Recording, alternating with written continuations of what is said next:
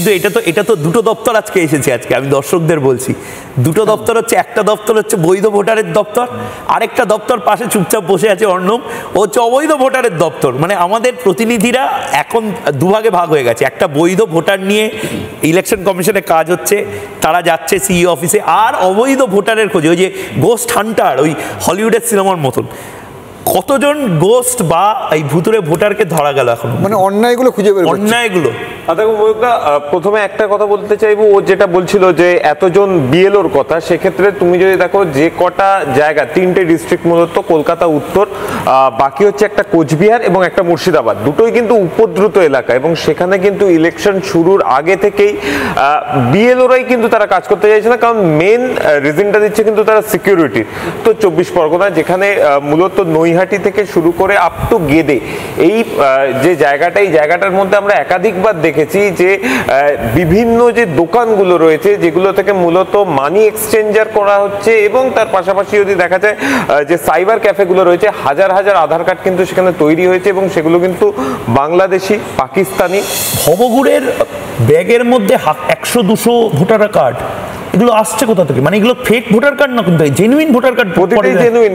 এবং আধার কার্ড তো আমরা দেখেইছি যে পাসপোর্ট পর্যন্ত বেরিয়ে গেছে, যে অরিজিনাল ডকুমেন্টস দিয়েছে, সেখানে দেখা যাচ্ছে বৈদেশিক নাগরিক, সে Aadhaar card, voter card, PAN card এখানে তৈরি করেছে, করে এখানকার পাসপোর্ট ইউজ করে বিদেশে চলে গেছে, সেইটাও পর্যন্ত ধরা পড়েছে। উত্তর 24 পরগনা ইতিমধ্যেই অনেকগুলো ধরা পড়েছে, পাকিস্তানি নাগরিকও ধরা পড়ে গেছে ইতিমধ্যেই, 2জন পাকিস্তানি নাগরিকও ধরা পড়েছে উত্তর 24 পরগনা বেল্ট থেকে। তো কিভাবে এরা পাচ্ছে সেটাও কিন্তু দেখা হচ্ছে। তার কারণটা হচ্ছে এই যে সাইবার ক্যাফেগুলো, সেখান থেকে কিন্তু বায়োমেট্রিক এদের কাছে রয়েছে, এবং সেখান থেকে কিন্তু প্রথমে আধার তৈরি করছে, তারপরে কিন্তু এদের করতে পারবে। ওই ফোনের যখন আমরা সিম কিনতে যাচ্ছি, একবারে ওই ধরনের যে থাম, ওই থাম দিয়ে কিন্তু আধার তৈরি হচ্ছে, এবং সেগুলো কিন্তু বিভিন্ন জায়গায় তৈরি হচ্ছে। আমার নামে যে সিম কার্ডটা আসছে, আমার নামে যে সিম কার্ডটা আমি রেজিস্টার করছি, তার মানে এরকম অনেকগুলো সিম বা আধার কার্ড। একদম একদম একদম, এটার জন্য কিন্তু একটা ট্রায়াল।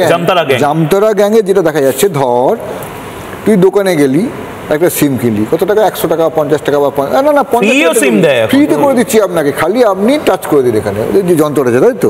আর আধার কার্ড দিন, আর আধার কার্ডটা দিন, ওই টাচ করলেই তো আধার কার্ড বেরিয়ে যাচ্ছে। মোবাইলের সাথে কানেক্ট আছে তার ওই ডিভাইসটা, তুমি ফিঙ্গারপ্রিন্টস দিচ্ছ, সঙ্গে সঙ্গে ওর মোবাইলে অ্যাপ্রুভ হয়ে যাচ্ছে। এই যে তো ফিঙ্গারপ্রিন্টটা চলে গেল, এটা তো খালি চলে, এটা রয়েও গেল। অর্ণবের কি টেনশন হচ্ছে নাকি? হ্যাঁ, অনুপমের টেনশন, যেভাবে সবাই বলছে 2002-এর, আমি তো ইনফ্যাক্ট যারা ক্যামেরার পেছনে আছে তাদেরকেও বারবার জিজ্ঞেস করছি টেনশন হচ্ছে নাকি। আমাকে কালকে রিপাবলিকেরই স্টুডিওর একজন ঘামতে ঘামতে এসে বললো, দাদা খুব টেনশনে পড়ে আছি, 2002-তে না আমি কি টিম্বাকটু না কোন একটা জায়গার নাম বললো, মানে ভারতেরই কোনো একটা জায়গা, সেখানে আমার মা বাবার বুথের নাম্বার পাওয়া গেছে, কলকাতায় তো নেই, এবার কি হবে? কিচ্ছু হবে না, তুমি শুধু কিচ্ছু হবে না, আমার দারুণ লাগছে। কমিশন বলছে যে যারা চোখে দেখতে পায় না, অন্ধ, তারা ওই যে বিএলওর ফর্মটা ফিল আপ করবে, বিএলও যদি ভুল ফর্ম ফিল আপ করে দেয় কী হবে? ঠিক এখানেও কমিশন বলছে হয়তো ব্রেল সিস্টেমটা আমাদের নেই, কিন্তু কমিশনের তরফ থেকে যে বিএলওকে পাঠানো হচ্ছে, যিনি ফিল আপ করছেন, তার কপিটাও কিন্তু সঙ্গে সঙ্গে আপলোড হয়ে যাচ্ছে।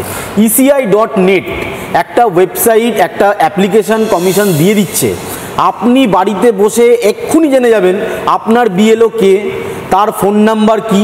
ধরে নিলাম আপনার বিএলও আপনার সাথে বদমাইশি করছে, আপনার নাম ডকুমেন্টস নিয়ে যত সাবমিট করছে না, আপনি ওই অ্যাপ্লিকেশনে ইআরওর নাম পেয়ে যাবেন, অর্থাৎ ইলেকট্রাল অফিসার কে আছে, সেই অ্যাপ্লিকেশনে আপনি এই ইআরওর নাম্বার পেয়ে যাবেন, যে অবধি নাম্বার পাবে। সেই অ্যাপ্লিকেশন যা কথা বলছে, এ কিন্তু তখন থেকে অভয় বানিয়ে দিয়ে যাচ্ছে, কিচ্ছু হবে না, কোনো ভয় নেই। কমিশন বলছে কোনো বাদ যাবে না, কমিশন এই জায়গাতে যাবে অবৈধ ভোটার, আরে রোহিঙ্গার ভোট তো বাদ যাবে, কি মুশকিল?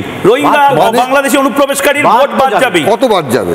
আমি আজকে একটা পরিসংখ্যান বলছি, হয়তো খুব কাছাকাছি যাবে, আমি তো জ্যোতিষ নই, আমি বলছি এটা 50 থেকে 65 ক্রস করে যাবে, মানে বাংলায় ভোটার 7 কোটি, তার 10%। শুভেন্দু অধিকারী বিরোধী দলনেতা, সে তো বলে বেড়াচ্ছে 3 কোটি, তিনি বলতে পারেন, কিন্তু পাটিগণিত বলেছে 3 কোটির মানুষের ম্যাপিংটা হয়নি। আচ্ছা, আমাদের প্রায় মানে সেকেন্ড রাউন্ডে শ্রীরূপা দিও দাঁড়িয়ে আছে, আমাকে পিসিআর থেকে বললো। আমি শুধু একটা জিনিস শুভ্রাংশুদাকেও বলছি, শুভ্রাংশুদা তুমিও যখন তোমার মানে আসানসোলে বা অন্যান্য জায়গায় যাবে, এই যে এটা আমরা দেখাবো, সেখানে নির্দিষ্টভাবে যে ডিরেকশনটা, প্রেস নোটটা এসছে office of the electoral office, অনুপমই দিয়েছিল, আমি এটা পড়েছি, এটা নিয়ে খবরও করেছি আমরা। লাস্ট লাইনটা এটা আমরা পাবলিকের জন্য দিয়ে দেবো। লাস্ট লাইনে একটা মারাত্মক কথা ইলেকশন কমিশন নির্দেশ দিয়েছে ভোট কর্মীদের, এটা জেনে রাখুন আপনারা। জেনুইন ভোটার মানে বৈধ ভোটার, পার্টিকুলারলি ওল্ড, বৃদ্ধ, সিক, অসুস্থ, ফিজিক্যালি ডিসেবলড, পুয়ার অর্থাৎ গরিব বা একেবারে প্রান্তিক, এবং ভালনারেবল গ্রুপ, তার মধ্যে LGBTQI বা যে কোনো ধরনের সংবেদনশীল মানুষ যারা নির্দিষ্ট কোনো গোষ্ঠীর রিপ্রেজেন্ট করেন, আর নট হ্যারাসড, ভালো করে ইংরেজিটা বুঝুন, not harassed and are facilitated to extent possible। जो वल्नरेबल ग्रुप्स होते हैं, खास तौर से जो बुजुर्ग हैं या बीमार हैं या दिव्यांग हैं या कई बार हमारी बुजुर्ग महिलाएं हैं, तो इनको अगर किसी भी मैचिंग करनी है 2003 से या लिंकिंग करनी है, उन्हें कंप्यूटर नहीं आता, उनके पास मोबाइल नहीं है या उनको कोई सर्टिफिकेट बनवाना है, तो वॉलंटियर्स जो है वो या तो सरकारी कर्मचारी होते हैं या NCC या NSS के वॉलंटियर्स होते हैं।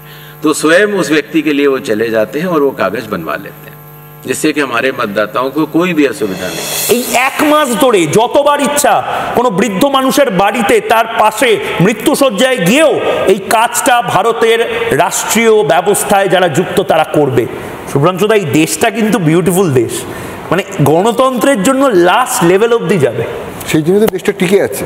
মানে ওই কিছু কিছু স্যার আমার খুব মিস করি, সেই স্যারদেরকে, সেই স্যার না, আচ্ছা ময়ূককে আরেকটু নম্বর দেব, আরেকটু ময়ূককে পাস করাতে হবে, অর্ণবকে পাস করাতে হবে। এই স্যার ফেল করানোর জন্য বসে নেই, এই স্যার পাস করানোর জন্য বসে আছে। কিন্তু একেবারে অগা রোহিঙ্গা যদি হয় তাহলে তো মুশকিল।